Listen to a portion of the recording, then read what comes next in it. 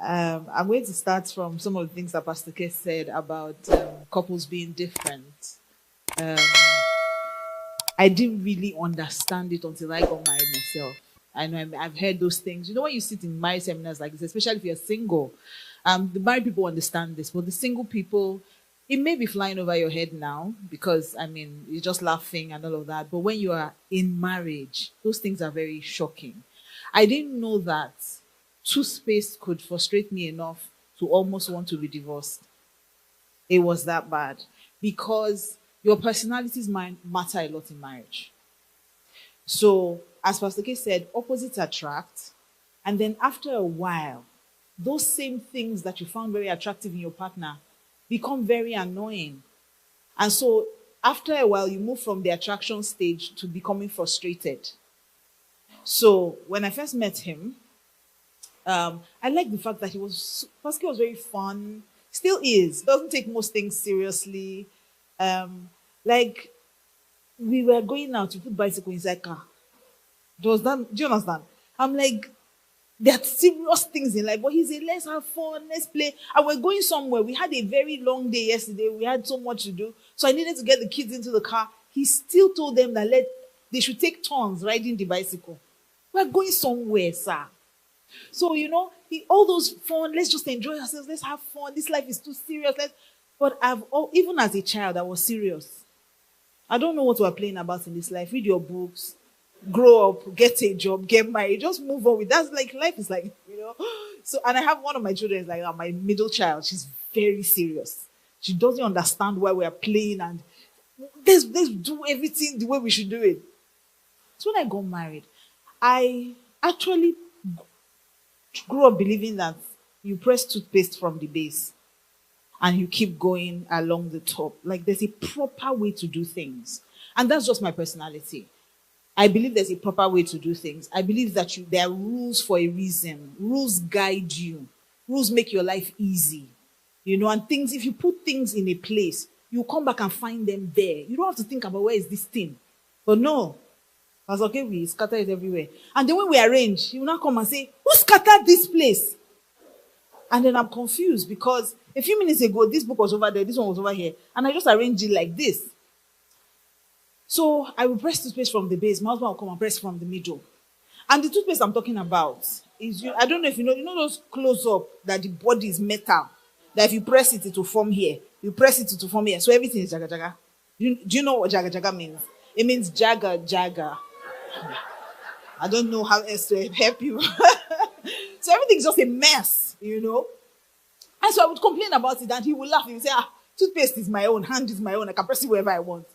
And those things used to really get to me. Second thing, I was raised to, like I said, follow rules and things should just be proper. And you see, one of the things you must understand, especially in marriage, is the fact that you're not raised by the same parents. You don't grow up in the same home. That's why some things are very confusing to you. Like, how will a human being behave like this? So, when we got married, I grew up when meat is a reward. Once meat has finished my food, I don't want to eat. That's my motivation. So it's like for the joy set before me, I endure through food. Do you understand? Yes. So once there's no meat, fish, or anything in the food, I don't like rice. I don't like food. So that's my motivation. That's the thing. Once it's not there, I don't feel like eating. So I will eat and then at the end of my food, reward myself.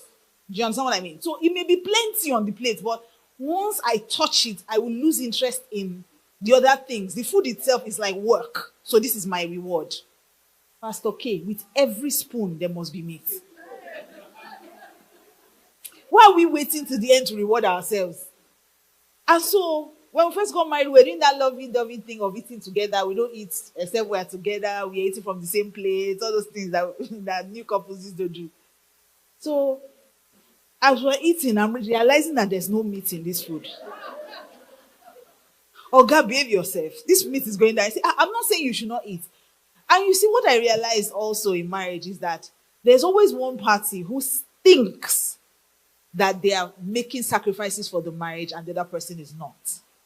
And when they come into counseling, what usually happens is, and most times the women are guilty. So the woman is the one that will put aside her needs and make sacrifice. And the man will go out.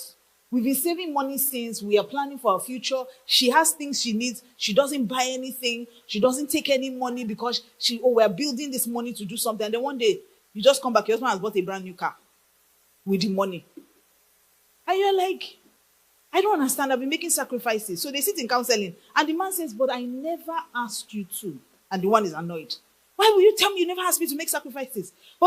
And then I break it down and say, but did he ever ask you to make this sacrifice? Did he ever say that you could not spend the money? Did he ever say that you could not take what you needed? We just have the heart of a martyr, but we're doing it at the wrong time and with the wrong person. And so this was one of the major lessons that I learned. But then I realized that marriage can't just be about us getting along. I don't think that that's what God created marriage for. And so I had to go back into the word. If you read from Genesis chapter 1, from verse 27, God says why he made man. He said, let us make man in our image and in our likeness. And when he made man, he said to them, be fruitful. He blessed them and said, be fruitful, multiply, replenish the earth, and then he said, subdue it.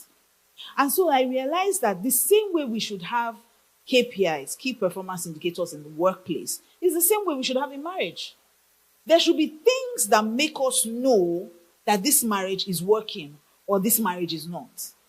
And Pastor K has given us a long list, but I want to kind of make it very simple for you. I believe that God made marriage himself, and he had a plan when he made the marriage. In fact, he said it is not good for man to be alone. Okay? Which means it is good for man to be married. It's good for mankind to be married. It's not good for you to be all one. It's good for you to be separated and then find each other. And as I looked through the scriptures, I realized that there are three major things. Because of time, I'm not reading the scriptures. I'm just going to quote them to you. I have just a few minutes. There are three major things that I find that God wants from marriage. The first thing, God wants you to be fruitful. You as a person. His desire is that you will prosper and be in health even as your soul prospers. So it's not just financial prosperity. God wants you to be fruitful in everything that you do. God wants your life to be a reflection and an advertisement of one that is submitted to him. So God wants good things to happen for you. God wants you to have a happy life. God wants you to be happy, whether in marriage or outside marriage. So I find that because a lot of times we preach about the fact that marriage is work, marriage requires intentionality, marriage, in fact, the truth is marriage comes with blessings, but it also comes with challenges. That's the honest truth, you know? And which is one of the reasons why when you're taking your vows, most of the traditional vows would say to you, for better, for worse. And I know that we're all getting into the mode of, positive confession, let's not say negative things, let's not, no. That was not the idea behind the vows. The idea behind the vows was, I'm saying to you that whatever comes our way, whether good or bad, I'm not going to back out of this marriage. And I know that now it's not, I don't know the Gen Z word it is now, but it's not, I don't know the word they are using now, but it's not cool. Right? It doesn't sound cool. But the truth of the matter is that that's the reality of marriage. When you get married, you will have trouble in the flesh. There will be adjustments you must make. There will be things that will stress you. There will be things that will stretch you. Sometimes your partner will be annoying. Sometimes your partner will be sick. Sometimes your partner will just be self-destructive. And that happens in marriage because I've sat down in counseling rooms and I'm wondering, you have such a wonderful family, sir. Why are you messing it up? And the man is just sitting and looking at me blindly like, I don't understand. I just felt like that and I did it. Pascal was talking about addictions. So many couples are dealing with addictions. So whether it is drug addiction, whether it is sexual addiction, whether it is infidelity, they are dealing with all kinds of things in their marriage. And they come on Sunday, make up, sit in the pews and act like nothing is wrong. But those things are real. So if you're getting into a marriage, there should be a consciousness, right? There should be a consciousness that I'm getting into this marriage with my whole heart. And whatever comes at me, I'm not going to back down. I was telling Pastor K this morning that only God could have come up with the concept of marriage. Because marriage, if you do marriage right, it is such a beautiful thing. You have someone who will make you feel comfortable for the rest of your life. You don't have to be anything extra. You have someone who will stand by you all the days of your life. The idea is to then do you part. All the days of your life, you have someone that stands by you. You know you have someone in your corner. That's what God had planned out. You know you have someone that if you say, I don't know how to do this thing, the person will say, how can I help? How can I make your life easy? How can I make you happy? How can I help you achieve everything God has called you to do? That's exactly what marriage is. And only God could have come up with that plan, that you will not be alone for the rest of your life, that you have someone you can lean on. Now, unfortunately, because we have free will, God's plan was that you have somebody you can lean on. But the truth is, we all know that there are times you lean on somebody, they move back and you fall. Right? That's the reality of life. But that's not what it's supposed to be.